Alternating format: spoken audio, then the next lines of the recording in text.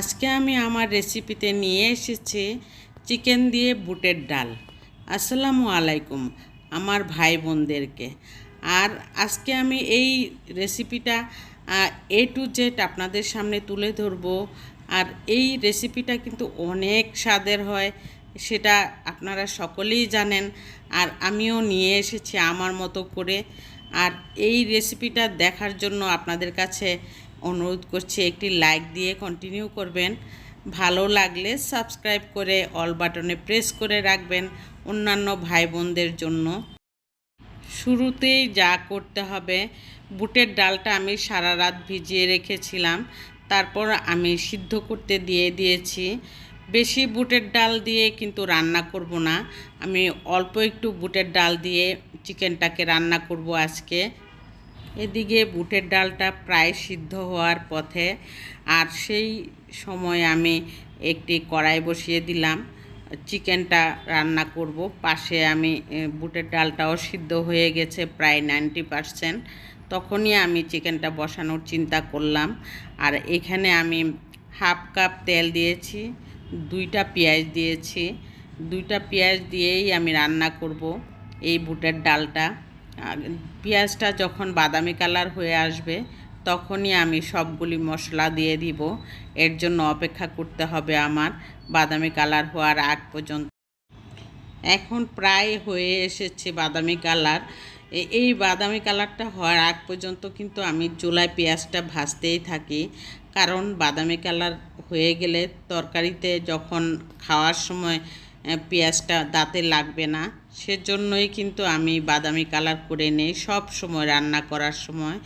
তারপর এখন দিয়ে দিলাম আমি আদা রসুনের পেস্ট, তারপর মরিচের গুঁড়া দিয়ে দিচ্ছি অলরেডি। আর এখানে দিয়ে দিলাম ধনিয়ার গুঁড়া, তারপর দিয়ে দিলাম ভাজা জিরের গুঁড়া, লবণ। এইগুলি দিয়েই আমি রান্না করব। সাথে দিব এলাচ, 2টা এলাচ, 2টা দারচিনিও দিয়ে দিব। আর এখানে চিকেনটা আমি অল্প করে আজকে রান্না করতেছি, সেই জন্য বুটের ডালটাও আমি অল্প নিয়েছি। বেশি করে রান্না করলে বেশি হয়ে যায়।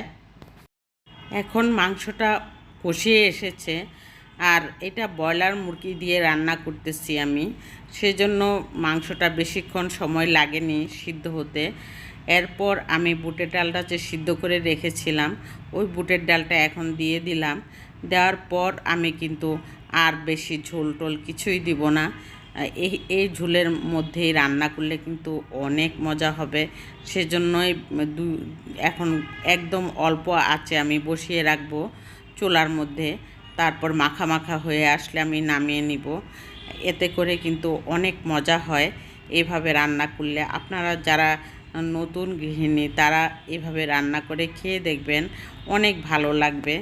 আর আমিও প্রায়ই করে থাকি এই বুটের ডাল দিয়ে চিকেন দিয়ে, বুটের ডাল দিয়ে বিফ দিয়ে রান্না করলে কিন্তু অনেক ভাত দিয়েও খেতে ভালো লাগবে, আবার পরোটার সাথেও সকালবেলা নাস্তার মধ্যে অনেক ভালো লাগবে।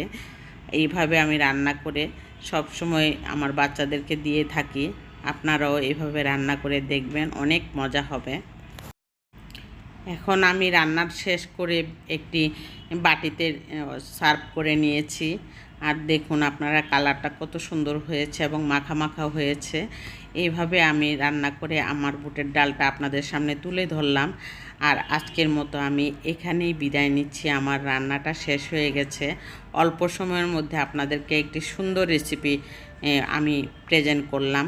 আপনারা ভালো থাকবেন। আল্লাহ হাফেজ।